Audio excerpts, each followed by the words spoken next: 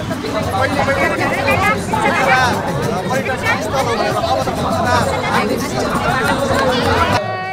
To my channel. I hope सबैजना सन्चै हुनुहुन्छ होला। आज चाहिँ म यो गायत्रीको टिममा आएको छु छोरेपाटन। अनि यहाँ चाहिँ माइकी लागेको छ, त्यही भएर हाम्रो फ्यामिलीमै भएर आएको छ। के कस्तो हुन्छ म देखाउँछु।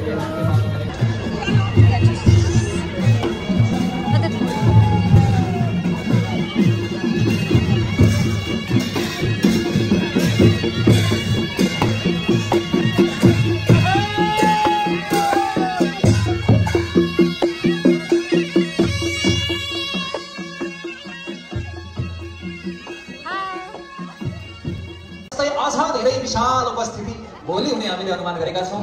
भव्य हुनेछ। महाराजहरू मायापुर श्री चैतन्य महाप्रभुको जन्मभूमिबाट गाडी लिएर यहाँसम्म आउनुभयो। झापाबाट मेरै नामको प्रभुजी ठ्याक्कै लिएर चैतन्य कृष्ण, उहाँको कृष्ण चैतन्य ईर्ष्या गर्ने जल्ने व्यक्तिलाई पनि कहिल्यै यो नदिनु। तर मेरा भक्तलाई चाहिँ सुनाउनु है, प्रेमी भक्तहरूलाई गीता सुनाउनु जस्तो।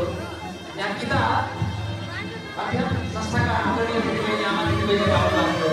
यहाँ सहयोग पनि गर्नुभयो, दान पनि गर्नुभयो, आजीवन सदस्य गर्नुभयो।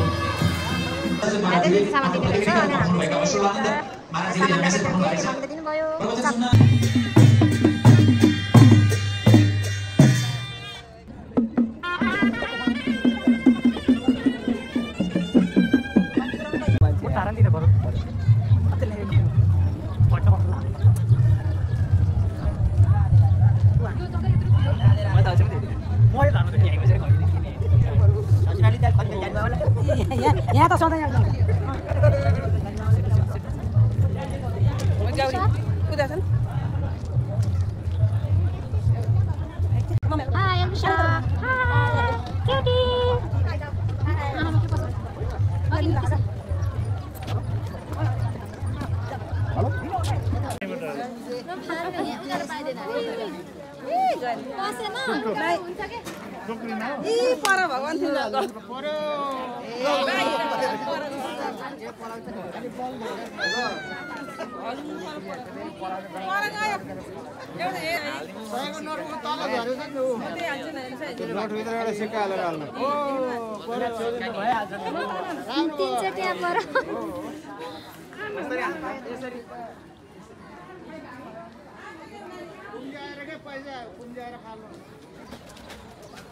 यहाँ चाहिँ 84 वटा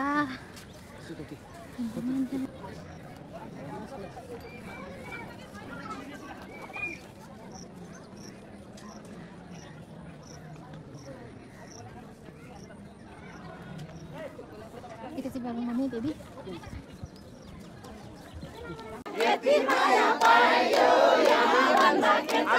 एउटा कुरा सोधौँ, ओद्रा थापालाई चिन्नुभयो? कस्तो लाग्छ त? आज चाहिँ कुट्योमा गीत गाएको छ यहाँ चाहिँ क्राउड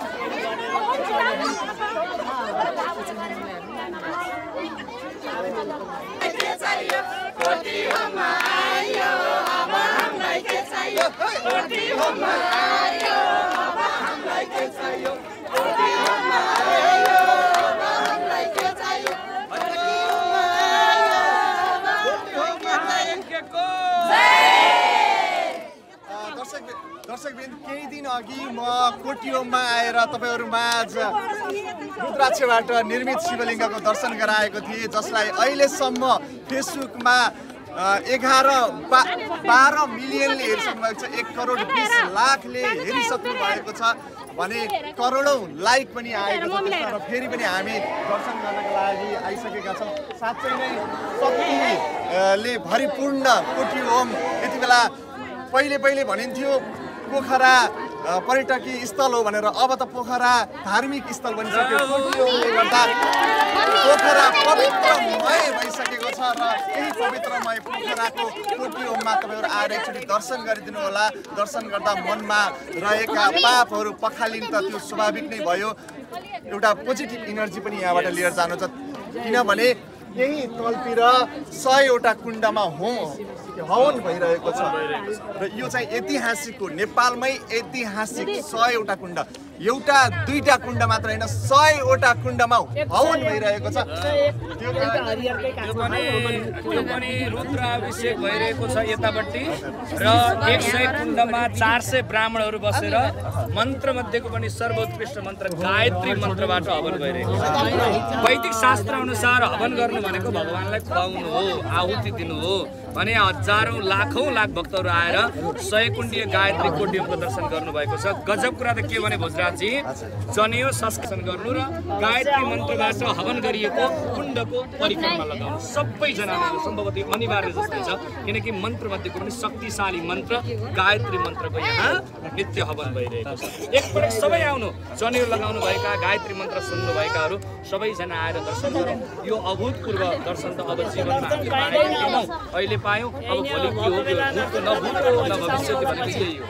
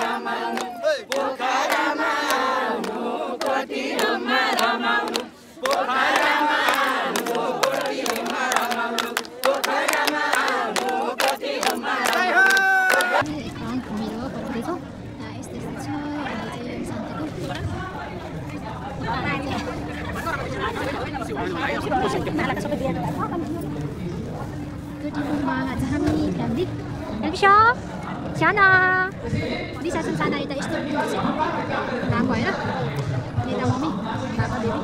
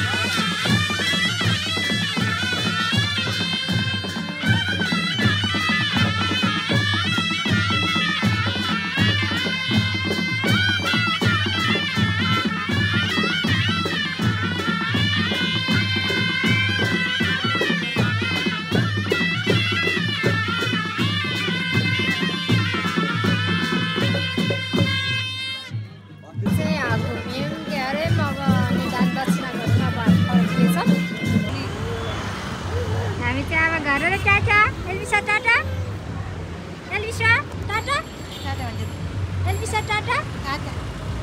Oh, Tata. Jauh सँगै छ यता यता यता चाचा नलिसा चाचा चाचा